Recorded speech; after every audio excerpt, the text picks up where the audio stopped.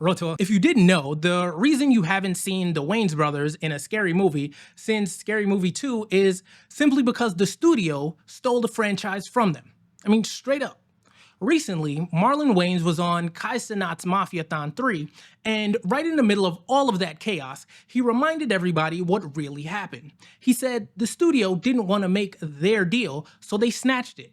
Right? Imagine that. You create one of the most successful comedies of its era, and then you find out through the press, no less, that you've been replaced. That's the part of the story most people don't know. And now, with Scary Movie 6 on the way and the Wayans officially back, it's the perfect time to look at how the franchise was taken, how it went downhill without them, and why their return matters today. Now, here's the part of the story that Marlon put back on the table. The Wayans didn't just walk away from Scary Movie. They were forced out. The first Scary Movie dropped in July of 2000, directed by Keenen Ivory Wayans, the oldest of the brothers, written by Sean and Marlon. I believe he's the oldest. Don't quote me on that, right? And it was along with Buddy Johnson and Phil Beaumont that also participated in the writing. And that movie wasn't just a hit, it was a phenomenon. On a budget of about $19 million, it pulled in nearly $280 million worldwide. That's more than some of the movies it was spoofing. It was the highest grossing film ever for Dimension at the time. And the reason it worked is because, if you didn't know, clapping the like button helps grow our community and it ensures future updates hit your homepage first. It wasn't just slapstick, right? The Wayans had their finger on the pulse of late 90s pop culture. They took Scream, I Know What You Did Last Summer, even The Sixth Sense, and mixed it with their brand of raw, unfiltered comedy. I mean, audiences hadn't seen anything like it. I mean, of course, it wasn't the first film in the spoof genre. The genre was big in the 80s with, The Naked Gun, of course, the original, which they just remade. There was Airplane, Monty Python, etc. However, the genre saw a decline in the 90s until the Wayans revitalized it. Now, don't get me wrong, there were a ton of spoof movies in the 90s as well. However, they just became bland, predictable, and more cringe than funny, right? Kind of like the way they are right now. Now, after the first Scary Movie, the studio wanted more, naturally. So they rushed Scary Movie 2 into production. And when I say rushed, I mean it hit theaters just 1 year later in 2001. The same team, same creative voice, but way less prep time. And if you watch it, you can feel that. I mean, Marlon has admitted in some interviews that they were basically writing jokes while they were shooting the scenes, right? But even under those conditions, Scary Movie 2 still made money. Over $140 million worldwide on a $45 million budget. Not the monster success of the first one, but enough to prove the brand was still alive. And then came the deal making. This is where it all fell apart. The Wayans wanted fair compensation and creative control for the third movie. They weren't just actors for hire. They were the architects of the whole thing. But according to Marlon, the Weinsteins and Dimension didn't want to make that deal. Instead, they cut the Wayans out entirely. Marlon has said, quote, "They didn't want to make our deal, and they snatched it." Those are his words. Funny enough, I was listening to the most recent episode of the Joe Budden podcast, and during their discussion of Dame Dash and 50 Cent's purchase of the rights to Paid in Full, the conversation briefly segued to one about talent being an insult, right? Essentially, most people enter this industry as talent, and once you get experienced and understand the behind-the-scenes workings, remaining talent sometimes becomes an insult. I mean, here's the clip from the Joe Budden pod. You said that if somebody looks at talent, the word talent, as a quote-unquote diss. Not looks at if they understand what you mean the by intention talent. behind it. Yeah. Like somebody calling you talent is trying to diss you. Then they are ahead of the person starting it. Go. You're at least in that world. I get what he's saying. Yeah. Go doesn't teach you that talent is a diss. Go teaches you to be talent. Right. Go teaches you that talent is the way to be, to the way to fame, the way to be, to make or break you. Talent is the thing to be. That's in Hollywood, that's in music, that's in everywhere. If you go a little further in the book and see what the back end is or what people that are not talent are making, and that's all around the back, and you get to talk to them about how they view talent, like where the real money is made, then you start to take offense because you understand where that's coming from. And then you fight to not be looked at as solely talent. Word. Then you fight to participate. This directly relates to the Wayans because although they're producers and investors in other productions, for Scary Movie 1 and 2, they were just talent. And when that became insulting, which it was because we can all see from how terrible every Scary Movie after Scary Movie 2 was, the studio got rid of them. The Wayans were much more than just talent. They deserved to participate. And to make it even worse, the Wayans didn't find out directly from the studio. They found out from a trade publication during Christmas. Imagine opening up Variety or Hollywood Reporter expecting to see some industry news and realizing the franchise that you created is moving forward without you. That's how Marlon describes it. Blindsided, no phone call, no meeting, no handshake, just, thanks for creating the biggest comedy hit of the decade. We'll take it from here. So for Scary Movie 3, Dimension brought in David Zucker, the guy behind Airplane and The Naked Gun. See, Zucker's a legend in parody, no question. But here's the thing, it wasn't the same voice. See, the Wayans, they were pulling from hip-hop culture, black comedy, the raw edge of sketch shows like In Living Color. And when it comes to In Living Color, the better version of SNL if you ask me, Keenen Ivory Wayans was the creator, the developer, the executive producer, head writer, host, and performer, not just talent. David Zucker's style, on the other hand, was more old school, slapstick, joke-a-minute gags. And while Scary Movie 3 did fine at the box office, around $220 million worldwide, it was a different movie. The cultural bite and authenticity was gone. Not to knock Zucker, but if you check his IMDb, he hasn't had a movie he's written rated over a 7 since the 80s. Right? How did they expect him to continue a cultural behemoth like Scary Movie effectively? That moment set the tone for everything that followed. The Wayans went on to do White Chicks in 2004, which was its own massive success, and they kept making movies on their own terms. But the Scary Movie franchise, the one they had birthed, became something entirely different. And the irony is, you can track the decline right alongside their absence. The first two films, Wayans led, pulled in over $400 million combined. The next three, without them, pulled in about the same, but with bad reviews and an ever-declining fan enthusiasm each time. I mean, the numbers were still there, but the soul of it was gone. I mean, I remember that era. I was one of those fans who became dissatisfied with the franchise, right?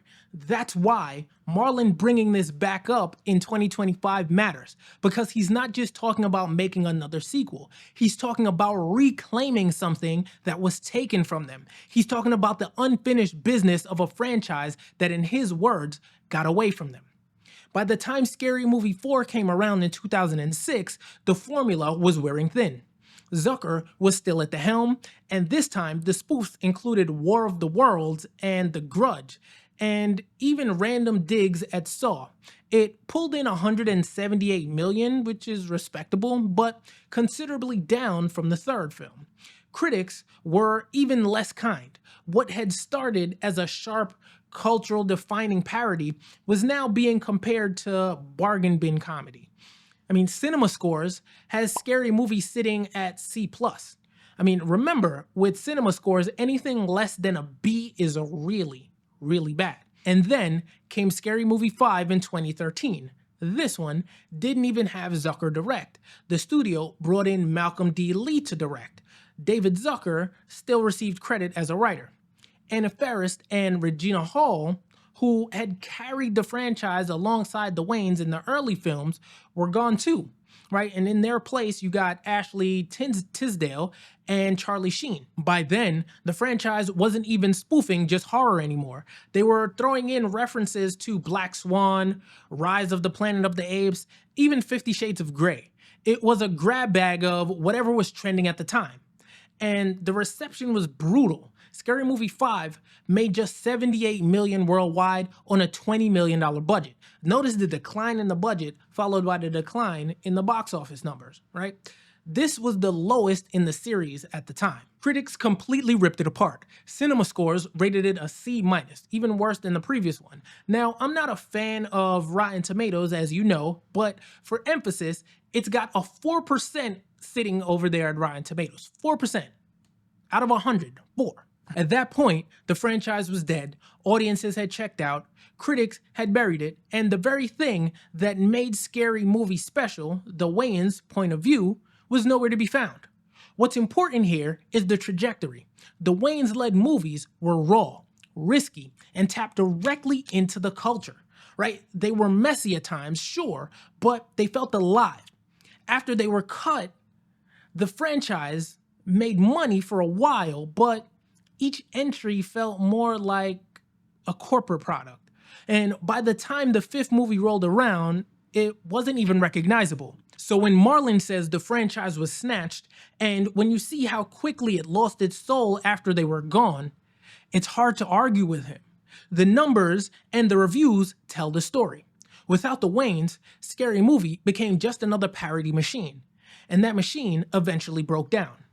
After Scary Movie 5 bombed in 2013, the franchise didn't just fade out, it disappeared. No announcement, no teasers for a 6th installment. It was as if the brand had been put in a vault and locked away. And just think about the level of greed and pompous arrogance it took to get there, right? The studio heads had a chance to keep the Wayans involved, right? Let's say they'd agreed to a fair deal, a 50-50 split. If Scary Movie 3, 4, and 5 went on to gross roughly $1 billion combined worldwide, that'd be $500 million to the studio and $500 million to the Wayans. Now, forget about the cost for a second, just 500 and 500. Sounds like a win-win, right? But to a studio, that's not the dream scenario. They'd rather pocket the whole $500 million for themselves, not share any with anybody else, and walk away with 100% control, even if it means the franchise becomes a butchered dead shell of itself. That to them is better than sharing success and making great content. And in a sense, that's exactly what happened. See, the Scary Movie rights were tied up with Dimension Films, which was owned by the Weinstein Company. And by now, we all know what happened there, right? The Weinstein Company collapsed in 2017 after the Harvey Weinstein scandal and the bankruptcy that followed. When that house of cards fell, all of its assets went up for grabs. That included Dimension's library, franchises like Scream, Spy Kids, and yes, Scary Movie. Lantern Entertainment stepped in to buy the Weinstein Company's assets out of bankruptcy in 2018. Then Lantern partnered with Miramax, which itself had gone through its own series of buyouts. Then, by early 2020s, Miramax was the main player holding the rights to Scary Movie. Now, on paper, that sounds simple. The rights just change hands, and at some point, a new studio would decide to dust off the franchise. But here's the catch. Without the Wayans, there was no creative heartbeat to restart it. Nobody wanted to take another swing at another Scary Movie. Right after Scary Movie 5 basically crashed and burned, could you blame them? The parody genre itself was on life support. Every knockoff spoof that followed, epic movie, disaster movie, vampires suck, they only made things worse. They poisoned the well. So for nearly a decade, Scary Movie just sat there, a recognizable brand collecting dust. And then something changed. Horror went through a renaissance. A24 made it cool again. Jordan Peele turned it into cultural commentary with Get Out and Us. Ari Aster and Robert Eggers brought in the art house crowd. Suddenly, horror wasn't just profitable, it was prestigious. And prestige means parody can thrive again, because now there's something to satirize. That's when Miramax saw an opportunity. In 2023 and 2024, reports started circling that the Wayans were in talks to come back for a reboot, not just to act, but to write and produce, the way they did with the originals. In other words, Miramax wasn't just reviving Scary Movie. They were putting it back in the hands of the people who made it matter in the first place. So when Marlon shows up in 2025 saying we're back, it's not just promotion, it's the end of a very long business and legal journey, from Dimension to the Weinsteins to bankruptcy to Lantern to Miramax, and finally back to the Wayans. The irony, the franchise had to completely fall apart before anyone realized the obvious. Scary Movie doesn't work without the Wayans. Now, here's the part that everybody's buzzing about, the comeback. For the first time in 18 years, Marlon, Sean, and Keenen Ivory Wayans are back in the Scary Movie franchise. Think about that. Nearly 2 decades after they were forced out, the same creative family that built it from the ground up is officially running the show again. And Marlon isn't treating this like just another payday. He's taking it very serious. In his Entertainment Weekly interview, he revealed that he actually lost 20 pounds just to get back into character as Shorty. Because if you recall, he's in this new film, Him, that is being produced by Jordan Peele, and he's kind of jacked. He's supposed to be a football player, right? So therefore, he didn't want to show up on screen looking like Buff Marlon, right? He wanted to look like Shorty, the goofy stoner character people remember from 2000. I mean, you got to give it to him. That's commitment. But it's not just about the look. It's about the tone. Marlon promised that Scary Movie 6 will be what he called an equal opportunity offender. That means no sacred cows, no pulling punches, no watering down for fear of Twitter backlash. The whole point of parody, he says, is to poke fun at everybody. And after years of comedy getting declawed, that promise alone is enough to make longtime fans curious. He also teased the targets. Back in 2000, the movies they spoofed were fresh in everybody's mind. Scream, I Know What You Did Last Summer, The Matrix. But today, the horror landscape looks very different. Marlon said they'll be going after modern, elevated horror. Movies like Jordan Peele's Get Out and Nope, Ari Aster's Hereditary, Robert Eggers' The Witch, but at the same time, they'll still hit the more mainstream scares like The Nun, The Conjuring, even the buzzy new releases like Longlegs and The First Omen. Basically, they're promising to bridge generations of horror fans. Gen X who grew up with slashers, millennials who lived through the 2000s paranormal craze, and Gen Z who swear by A24. And that's smart, because nostalgia will get people in the door, but relevance will keep them there. It's not enough to just bring Shorty back and wink at the audience. You have to say something about where horror is right now. And that's what Marlon is promising. Now, let's be real. The timing couldn't be better. Horror is booming again. Last year alone, movies like Smile 2 and Terrifier 3 pulled in box office numbers that rival superhero films. Meanwhile, comedies have struggled to find their footing in theaters.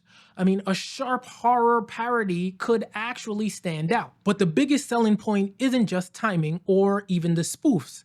It's the family reunion. Keenen Ivory Wayans directing, Sean and Marlon writing and starring. That's the original recipe.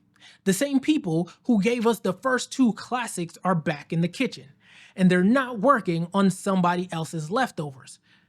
This time, they're building from scratch. And you can feel Marlon's pride about it. On Kai's Mafia-thon, he joked, he riffed, he brought that energy. But underneath all of that, he was planting a flag. He wanted people to know the Wayans are back where they belong. This isn't some cameo where he pops up for nostalgia points. This is the real deal. Now, does that mean it's guaranteed to work? No, because the bar is high, right? The parody genre is fragile and audiences are different in 2025 than they were in 2000.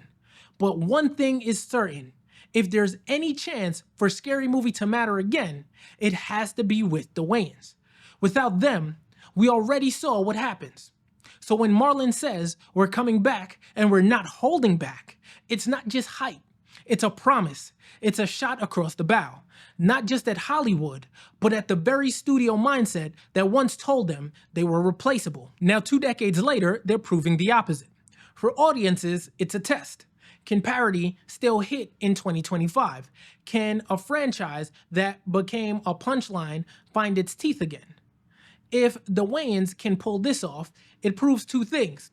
First, that audiences still want comedy that takes risks. And second, that Hollywood was wrong to ever push them out in the first place. But if it flops, then it won't just be another bad sequel. It'll feel like the final nail in the coffin for a franchise that once defined parody. Either way, this isn't just another movie release. It's a showdown between creativity and corporate greed, between legacy and ownership. And the Wayans are stepping back into the ring with something to prove. So what do you think? Can the Wayans bring Scary Movie back to life after nearly 2 decades? Or did Hollywood's decision to snatch it away leave scars too deep to heal? Let me know in the comments. And for more industry insights like this, check out this video right here.